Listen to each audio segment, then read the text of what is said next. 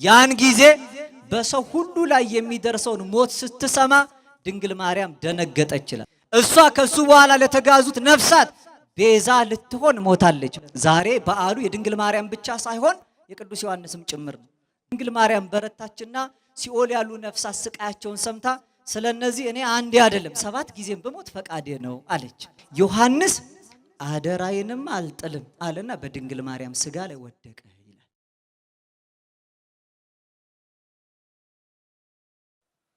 ስብሐት ለእግዚአብሔር አብ ለዛንቃነ እምነዋም ወለዘ አጽናነም ድካም ወሰጊድ ለወልድ ለዘጸጋወን አዋዘ ብርሃን ወለዘ ሐወፀነ በአዲስ ኪዳን አኮቴት ለመንፈስ ቅዱስ ለዘ አብጽሐነ ውስተ ዝንቱ መካን ከመ ያቁመነ በየማን ስብሐት ለማርያም ስብሕት በአርያም ስብሐት ለመስቀለ ክርስቶስ ዕፀ መድኃኒት ለኩሉ ዓለም። ክቡር ሊቀ ኅሩያን መልአከ አሜን መምህር ለይኩን አበጀ የዚህ ታላቅ አንጋፋ ደብር ዋና አስተዳዳሪ፣ ክቡር መጋቤ ብሉይ የኔታ ዕዝራ በመንበረ ፓትርያርክ ጠቅላይ ቤተ ክህነት የሊቃውንት ጉባኤ ዋና ሰብሳቢ፣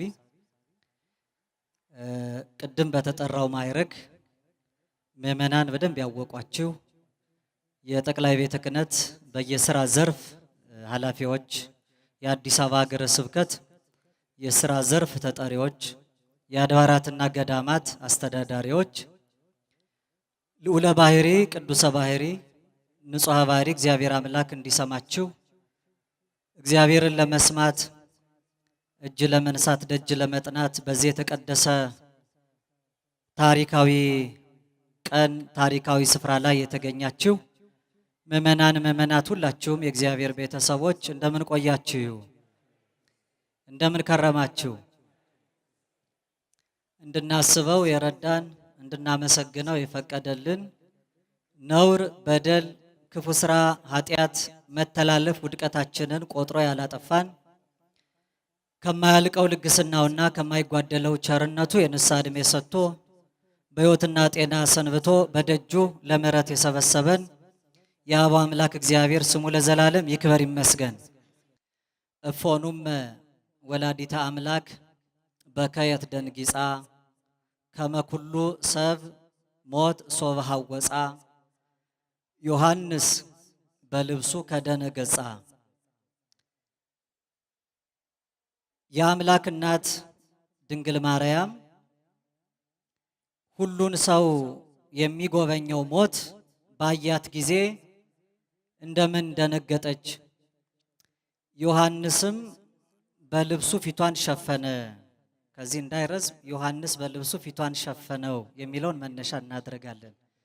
ምስጢሩም ያለንበትም የበዓሉ ትልቁ ዋና ጉዳይ ከዚህ ጋር የተሰናሰለ ስለሆነ በዚህ መነሻ እንማራለን። ድምፃችሁን ከፍ አድርጉና ዮሐንስ በሉ። በልብሱ ፊቷን ሸፈነ። ጠቅልሉና ዮሐንስ በልብሱ ፊቷን ሸፈነ በሉ። ከክፉ ነገር በልብሱ እንዲጋርደን ደጅ እየጠናችሁ ድምፃችሁን ከፍ አድርጉና ዮሐንስ በሉ። በልብሱ ፊቷን ሸፈነው። መልካም ጸልዩ ወሰአሉ ለነሂ ከመ ያርሁ እግዚአብሔር አናቅጸ ቃል ወጸልዩ ሊተ ብዙሃ ከመ እክስቶ ዘክርስቶስ ምስጢረ በከመ ይደልወኒ እንግር። ሰማያዊ የሆነውን የአምላካችንን ምስጢር እንድንናገር የምስጢር ባለቤት እግዚአብሔር በቸርነቱ ዕውቀት ማስተዋሉን እንዲገልጥልን ስለ ሁላችን ጸልዩ። ይልቁንም ልናገር እንደሚገባኝ መጠን ብቻ እንድናገር እኔን ደካማው ወንድማችሁን በጸሎት አግዙኝ። እማምላክ ወላዲተ አምላክ ድንግል ማርያም በበረከት አትለየን። ራእየ ሕቡዓት ነባቤ መለኮት ቅዱስ ዮሐንስ ዛሬ እንዳደረገው ከሁላችን የተሰወረውን እንዲገልጥ ለሌሎች ለማይገባ ደግሞ እንዳይገለጥ እንደከደነ ከተከደነባቸው እንዳንደመር ከተገለጠላቸው እንድንቆጠር ምልጃው ረድኤቱ አይለየን። እንደምታውቁት አሁን ያለንበት ወቅት ዘመነ አስተርእዮ ይባላል። እኔ ያነሳሁት ሐሳብ ግን ዘመነ መገለጥ ላይ ስለመሸፈን ነው። በአንዳንድ ጊዜ ያላስተዋልናቸው ሐሳቦች ተገልጠዋል ሲባሉ ተከርነው የሚቆዩ አሉ። ቅዱስ ጳውሎስ እንዲህ ይላል ሁለተኛ ቆሮንቶስ መልእክት ምዕራፍ 4 ቁጥር 3 ላይ ወንጌላችን የተከደነ ቢሆን እንኳ የተከደነባቸው ግን ለሚጠፉት ነው ይላል። በዘመነ አስተርእዮ እሷ በተገለጠችበት ፊቷ ከተሸፈነባቸው ሰዎች መካከል እንዳንቆጠር እግዚአብሔር በቸርነቱ ይርዳን። ዘመኑ ዘመነ አስተርእዮ ነው። በጣም ባጭሩ ለማድረግ እሞክራለሁ። አስተርእዮ ማለት ማየት፣ መታየት፣ መተያየት፣ ማሳየትና ማስተያየት የሚሉትን 5 ትርጉሞች ይይዛል። አስተርአየ ማለት አየ ማለት ነው። አስተርአየ ማለት ታየ ማለት ነው። አስተርአየ ማለት ተያየ ማለት ነው። አስተርአየ ማለት አሳየ ማለት ነው። አስተርአየ ማለት አስተያየ ማለት ነው። ዘመነ አስተርእዮን ስናስብ ማየትም መታየትም መተያየትም ማሳየትና ማስተያየት የሚተረጎምበት ዘመን ነው።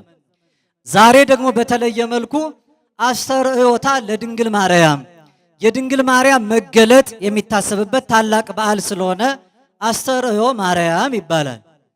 አስተርእዮ ማርያም ማለት አምላካችን ዛሬ ካረገ በኋላ ሐዋርያት ባሉበት ለመጀመሪያ ጊዜ ለድንግል ማርያም ክብር በአንድነትና ሶስትነት ወርዶ የተገለጠበት ዕለት ነው። ጊዜ እረፍታ ለሶለያና ወረደ ወልድ እምዲበልዕልና ጠሊሳነ ነፍስ ሶቤሃ ከደና እመቤታችን ቅድስት ድንግል ማርያምን ጠሊሳነ ነግስ ማለት የንግስና መንዲል ወይም የክብር መጎናጸፊያ ድንግል ማርያምን እንዲሸፍናት በእረፍቷ ቀን ጨረቃ የተባለች ሶለያና ስታርፍ ወልድ ከልዕልና ዙፋኑ ቀድሞ ከእርሷ ሥጋ ለመንሳት እንደወረደ ዛሬ ግን በንግስትነት ክብር በቀኙ ሊያቆማት ወረደ ተብሎ የሚነገርበት ነው። ስለዚህ ትልቁ አስተርእዮ ዛሬ አምላካችን ወርዶ የተገለጠበት ዕለት ነው። አስተርእዮ ማርያም የተባለው ለድንግል ማርያም ክብር ለንግስና ማይረግ ወትቀውም ንግስት በየማንከ እንደተባለ ዳዊት አስቀድሞ በትንቢት መነጽር የዚችን ቀን ታላቅ ክብር እንዳየ ለእመቤታችን ታላቅነት ወልድ ከልዕልና ዙፋኑ ዝቅ ብሎ እንደወረደ ዛሬ ከመንበረ ክብሩ ተነስቶ ታቦቱ በእኛ መካከል እየዞረ ሲባርከን እኛን ሲያከብረን እንደነበረው አካላዊ ቃል ልጇ ስግው ቃል ወልደ አብ ወልደ ማርያም ወርዶ የተገለጠበት አስተርእዮ ይባላል። ሁለተኛ ዘመኑ እስከ ጾመ ነነዌ መነሻ የፊታችን ሰኞ ድረስ ዘመነ አስተርእዮ ስለሆነ በዚህ ወቅት የሚታሰብ የእመቤታችን እረፍት ስለሆነ አስተርእዮ ማርያም ይባላል። ከዚያ ውጪ እመቤታችን ቅድስት ድንግል ማርያም በሲኦል ላሉ ኃጥአን በገነት ላሉ ጻድቃን ጭምር ስለታየች አስተርእዮ በሰማይ ኮነ በማሕሌተ ጽጌው ሊቁ በሰማይም አስተርእዮ የሆነበት ምስጢር ይከበራል።